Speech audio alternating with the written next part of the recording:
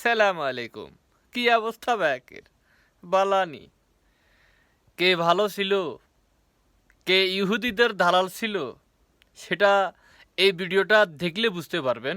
লিঙ্কটা কমেন্ট বক্সে দিয়ে রাখবো, দেখে আসবেন একবারই গিয়ে, শুনুন ভিডিওটা। আমাদের পাসপোর্টের মধ্যে লেখা ছিল যে আমাদের এই পাসপোর্ট সকল দেশের জন্য প্রযোজ্য, ইসরায়েলের জন্য প্রযোজ্য নয়। কেন লেখা ছিল? আমরা বাংলাদেশ মুসলিম দেশ, ইসরায়েলের সাথে কোনো সম্পর্ক আমরা চাই না। এই যে লেখাটা ছিল, এই লেখার থেকে উঠিয়ে দিয়েছে। আমরা তীব্র নিন্দা জানাই। আমাদের কি বুঝলেন ভাইউ? কি বুঝলেন? বাংলাদেশে এখন ইহুদি রাষ্ট্র।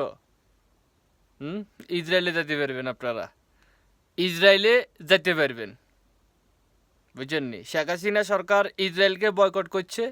শেখ হাসিনা সরকারের আমলে পাসপোর্টে লেখা এটা ছিল, সব দেশের জন্য প্রযোজ্য, ইসরায়েলের জন্য প্রযোজ্য নয়। কিন্তু ইউনূস সরকার আসার পরে ওই লেখাটা উঠিয়ে দিয়েছে। কি জন্য দিয়েছে? ইহুদিদের দালাল, কঠিন আকারের দালাল। আর বাংলাদেশের দালাল যেখানে ঢুকে সারখার করে দেয়, সারখার। বুঝলে বুঝপাতা, আর না বুঝলে তেজপাতা।